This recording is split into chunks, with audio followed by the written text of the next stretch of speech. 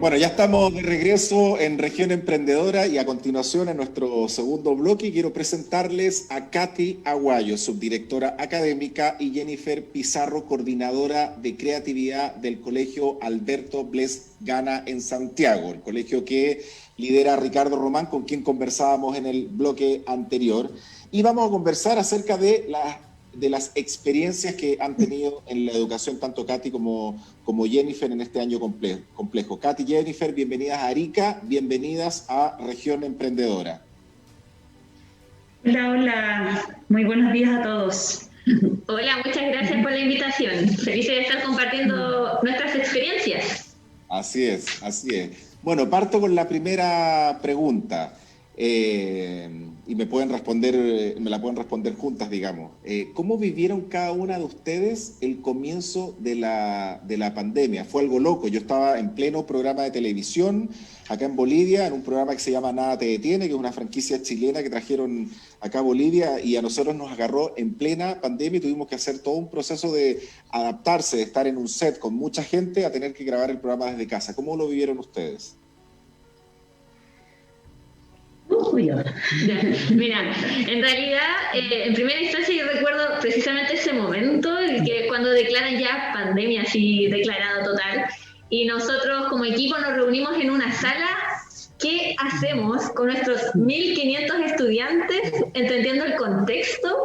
O sea, ¿qué opciones tenemos? Y ahí fue como una conversación de un par de horas, y todos con mascarilla, ya eran nuevos, o sea, todos colocándonos mascarilla.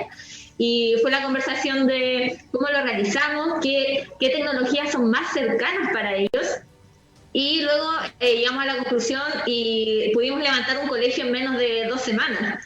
O sea, fue una experiencia maravillosa, los papás se adaptaron muy rápido, los profesores asumieron el desafío y yo creo que eso fue fantástico, pero fue en base a una conversación así como, ¿cómo lo resolvemos? O sea, pandemia mundial, tenemos poca conectividad, busquemos algo cercano para los estudiantes. Ahora, en cuanto a lo que cuenta Jenny, es muy importante, yo ahí destacaría en que nosotros como escuela, una vez que se declaró la pandemia, nosotros a las 3 semanas ya estábamos con clases online. Entonces, eso es bastante destacable porque si miramos los colegios de nuestro entorno, incluso colegios con muchos recursos, nosotros somos un colegio en la comuna de San Ramón, ¿verdad?, con casi un 90% de vulnerabilidad.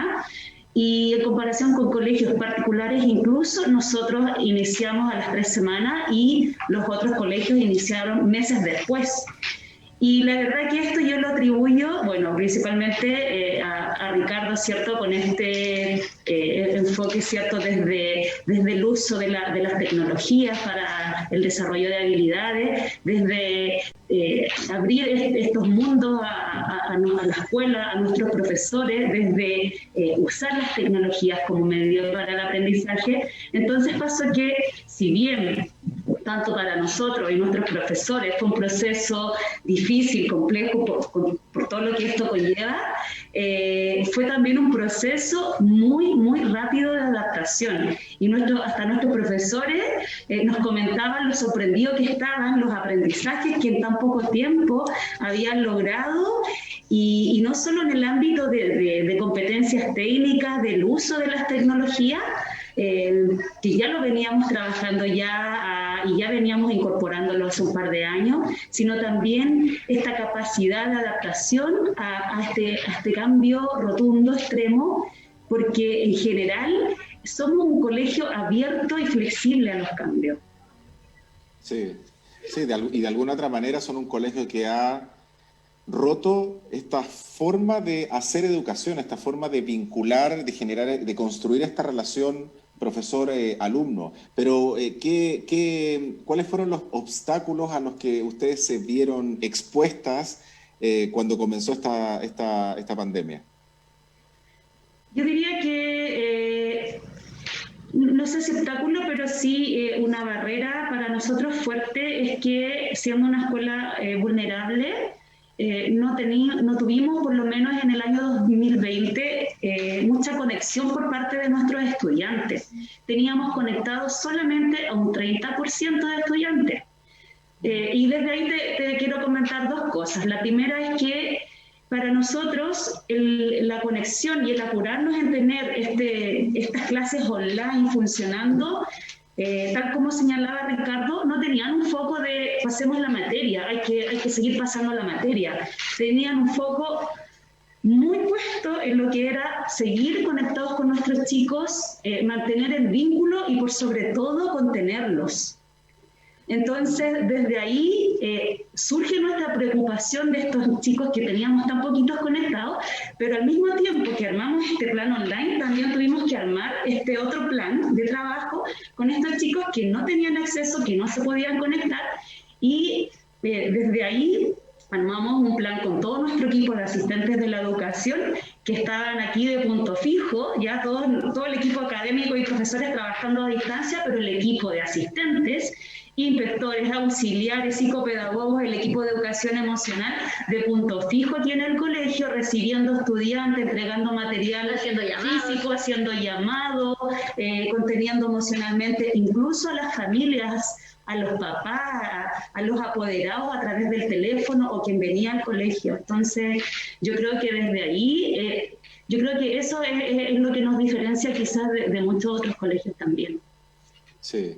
¿Y cómo Jennifer, cómo los chicos, independiente de la edad o de los ciclos en los que están, cómo desarrollan la parte creativa, algo que es fundamental, esto de ser curioso en un mundo donde la gente no cuestiona absolutamente nada, las cosas se hacen porque se hacen así y no hay ninguna capacidad de cuestionar? ¿Cómo desarrollan esa creatividad? Mira, yo creo que hay algo importante, cómo hacemos pensar a los estudiantes y cómo fomentamos esta curiosidad que tú bien mencionaste. Y yo creo que principalmente es estar alineados y conectados con la realidad que ellos están viviendo. Te voy a contar una anécdota que me pasó ayer, así reciente.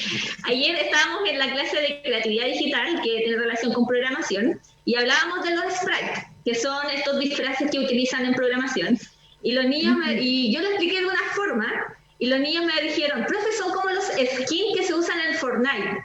Y yo así como, uy, cierto, tiene mucha razón. Entonces, hubiera sido mucho más significativo que yo hubiera puesto como ejemplo un skin, como una imagen de Fortnite, y decirle, oye, los sprites en programación, en código, es similar a los skins que tienen ustedes en los videojuegos. Entonces, yo creo que eso es fundamental para también estar alineados con ellos y fomentar la curiosidad y la creatividad a través de proyectos, a través de situaciones o problemáticas que existen, o simplemente porque el niño tiene el interés de conocer algo que no sabía antes.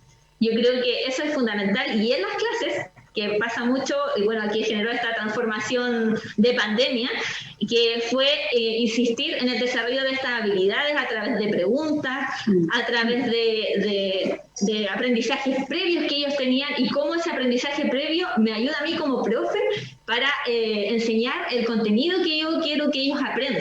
O sea, ¿qué quiero que se lleven de esta clase? Entonces, eso es fundamental, y fomentar la imaginación. Los niños son expertos en aquello. O sea, uno le dice, oye, podemos hacer el color azul, y ellos así, pum, un arcoíris de ideas. O sea, es fantástico. Yo creo que eso es primordial, pero siempre estar alineados con los intereses. Sí, y dime una cosa, Katy, ¿qué crees tú, desde tu experiencia, que hace que a medida que uno va creciendo la creatividad muera? ¿O qué pasa que matamos los padres, matamos la creatividad? Yo siempre digo que nosotros hemos perdido la capacidad de preguntar, porque de chico yo decía, mamá, ¿por qué Papá Noel? Anda a preguntarle a tu padre. Padre, ¿por qué? Anda a preguntarle a tu abuela. Abuela, durmiendo, ¿no? Entonces al final uno va creciendo y al final no tiene respuesta. Por ende, en las aulas de clase, en colegio, en la universidad, es como que la gente no tiene preguntas. Y si no tienen preguntas, como bien lo decía Albert Einstein, si yo tuviera 50 o 55 minutos, le dedicaría, o una hora, le dedicaría 50 minutos a buscar una buena pregunta. ¿Qué hace que perdamos esa capacidad de preguntar? Tu pregunta me invita a pensar en justamente qué hacemos nosotros para fortalecer esto que es la creatividad, que para nosotros significa el aprender. nosotros como equipo del colegio y también nuestros profesores participamos con algunos asesores que nos ayudan y nos van formando y nos van guiando en esto de desarrollar la creatividad. Y bueno, desde ahí yo no soy experta en creatividad, pero sin embargo hemos tenido la oportunidad de reflexionar mucho de este tema a través de distintos autores como Paper, Vygotsky, Resnick, que son ahora así como están ahí nuestros pilares ahí. Y yo lo que he visto y hemos conversado también con el equipo, con los profesores, es que pasa que una cosa es que como profesores nosotros queremos tener el control de todo. Ya, por una parte, queremos siempre tener la respuesta, queremos mostrar a nuestros chicos que nosotros sabemos. Y bueno, por una parte está eso, que es lo que decía Ricardo, ¿verdad? Que tenemos que romper con estos miedos y no como esta frase cliché de decir que somos un guía, que efectivamente somos ese guía. Y por otra parte está en que los niños, junto con nosotros, ¿cierto?, que hemos sido formados en esta educación tradicional, no permitimos a los chicos hacerse preguntas, sino que más bien el chico pregunta, yo le doy la respuesta, pero lo que tenemos que hacer ahí es hacernos preguntas, como muy bien decías tú, y no estamos haciendo preguntas, estamos dando una respuesta o simplemente estamos diciendo bien, o simplemente estamos diciendo no, pero no estamos devolviendo esa pregunta. Entonces, es un poco lo que decía Jenny también, a través de esta creatividad, ¿cómo la desarrollamos? Es invitar a los estudiantes a hacer más preguntas y también como papás, es cuando el chico nos pregunta, y justamente Saludiller el tema, nos decía, ¿por qué no puedo, no sé, mamá, papá, quiero cruzar con la bicicleta a la otra vereda, quiero ir para allá? No puedes. Pero no le explico a mi hijo o a mi estudiante por qué no puede. Entonces ya estoy limitando su imaginación y su creatividad. Mientras que si yo le explicara, ¿verdad?, que a lo mejor es peligroso, que puede caerse, que puede venir un auto, no lo sé, yo le explico, entonces, él puede comprender, pero sí su mente, su cerebro queda abierto a hacer más preguntas. Sí, qué tremenda fortaleza emocional que deben tener los profesores en el colegio, porque me imagino que este 2020, inclusive 2021, se ha evidenciado aún más las falencias que existen en muchos hogares en Chile, y sobre todo en la comuna en la cual ustedes están. Falencia que cuando uno la escucha a un niño es como que da pena y de alguna otra manera uno se involucra con los niños de tal forma que también absorbe eso. ¿Cuál ha sido la experiencia que han tenido respecto al antes y el durante de esta pandemia con lo que viven los niños en sus casas?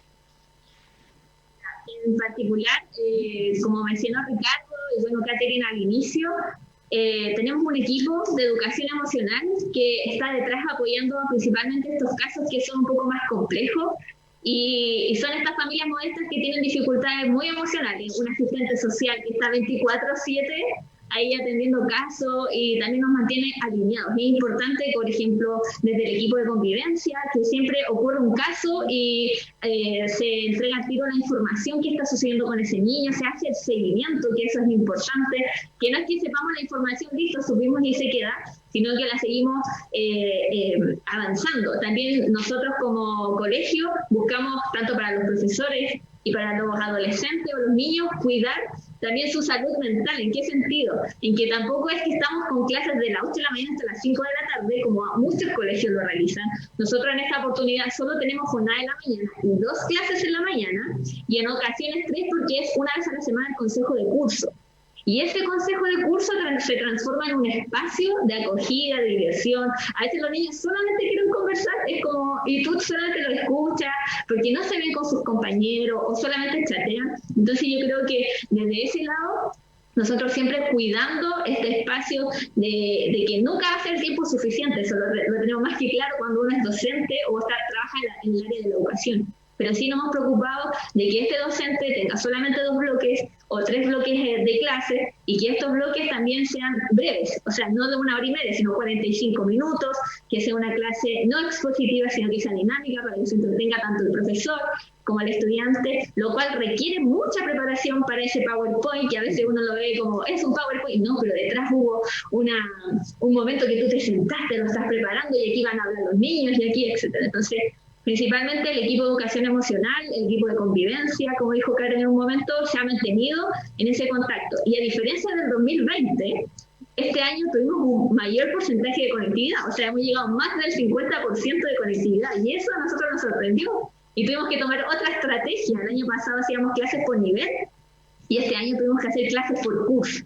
Entonces yo creo que sin duda, siempre preocupándonos, también regaloneando a nuestros profesores, enviándoles de repente unos desayunos sorpresa de vez en cuando. Hace poquito fue, como anécdota también, fue el Día del Estudiante, pero nosotros también quisimos destacar a nuestros docentes, enviándoles un pequeño presente, un rico cóctel ahí para la tarde del día viernes, porque ellos son unos constantes aprendices, o sea, ellos son unos estudiantes constantes, todo el tiempo están aprendiendo, y más con nosotros que estamos generando este cambio en la educación desde esta transformación de cómo hacemos las clases. Claro, si nos estuvieran escuchando profesores, que por ahí hay algún profesor y puede escribirnos en las redes sociales para poder comentarlo con ustedes, estar diciendo, pero ¿qué le pasa a ese colegio? ¿Ah? ¿Qué están haciendo? Porque yo digo, la satisfacción no siempre tiene que ver con temas económicos. Qué bonito que de repente un profesor reciba un desayuno, y si volvemos un poquitito más atrás, es como un gracias, la gratitud, el afecto, el preguntar cómo estás, que son cosas que cuestan cero, son gratis, pero que te ayudan a fortalecer la relación con la otra persona, son importantes. Y qué importante es cultivar eso con los profesores, que al final los profesores cumplen un rol fundamental en el proceso de enseñanza-aprendizaje con los chicos. Cuéntenme un poquitito. Sí. Es que ahí quería agregar, porque también nosotros, como desde esa preocupación con los profesores de regalonearlos y enviarles un detallito, también nuestro equipo de educación emocional no solamente está atento a nuestra comunidad de estudiantes y apoderados, también ellos tienen un plan que diseñamos todos juntos y que también va en el autocuidado del profesor. Así que esas sesiones iniciaron en el 2020 y por supuesto continúan ahora en el 2021. Sí, qué bien, qué un espectáculo. Un espectáculo. Se abren vacantes. Oye, ¿cuál es la experiencia de los chicos cuando los introducen o cuando empiezan a experimentar trabajos con impresoras 3D? Me imagino que es un asombro total. Sí, o sea, en primera instancia pasa mucho que como que los estudiantes lo ven muy lejano, como que no, ¿cómo yo voy a hacer eso? ¿Cómo voy a tener? Sí, lo tienen en su colegio. Nosotros queremos principalmente abrir estas oportunidades. Los estudiantes se emocionan cuando diseñan algo en particular y cuando lo ven, que ese diseño que quedó como en lo abstracto se vuelve en algo concreto. O sea, es como, lo que yo diseñé está acá. O sea, una estudiante de tercero medio, de diferenciado tecnológico, que llegó justamente este año a nuestro colegio porque acá se hacían estas actividades. Ayer terminó su robot de limpieza para poder ayudar a su mamá. O sea, fue una estudiante autodidacta que, teniendo este espacio abierto, que es un Fab Lab, que además de las clases que ya asiste, ella quiso crear un proyecto personal, un robot que tiene un spray. Yo después, si tengo la oportunidad de mostrarlo, te lo voy a facilitar una foto. Que tiene un spray que genera como un limpiapiso y abajo tiene un paño y el robot se maneja con el celular. Entonces la mamá no se tiene que estar agachando, limpiando. Entonces ella maneja el robot y limpia la cerámica con aquello. O sea, esa construcción haya nacido del estudiante es fantástica. ¿Y con qué la hizo? Con una cortadora con elementos de Arduino electrónica, cortadora láser y algunos elementos de 3D. Entonces, este proceso es el más enriquecedor. Y como tú dices, ¿qué pasa cuando están estas máquinas de 3D? O sea, los niños como que, podemos crear lo que quieran y se va a concretizar. Claro, y se empoderan y les gusta, y es como que me gusta aprender en el colegio. ¿Qué otra experiencia o qué otra anécdota de creación tienen con estudiantes que se les venga a la mente ahora? A ver, por ejemplo, otro ejemplo de un estudiante también de enseñanza media, que es como por iniciativa. ¿Por qué? Porque una cosa son los proyectos que nosotros hacemos como colegio, que estos se exponen en la Feria de Ciencia y Tecnología. Ahí después les podemos invitar a que visiten nuestro Facebook y pueden ver imágenes o proyectos en concreto. pero el más reciente, como para acercarlo, un estudiante hizo un huerto robótico. Y de hecho podemos compartir con ustedes el link de este proyecto porque hicimos un resumen de lo que fue este proceso y también lo mismo, este alumno es de cuarto medio, iniciativa propia. Entonces, con sensores de humedad para ver cuando la planta le avisa, necesito agua, entonces ahí está agua en la planta. Yo creo que eso es importantísimo que ellos lo desarrollen.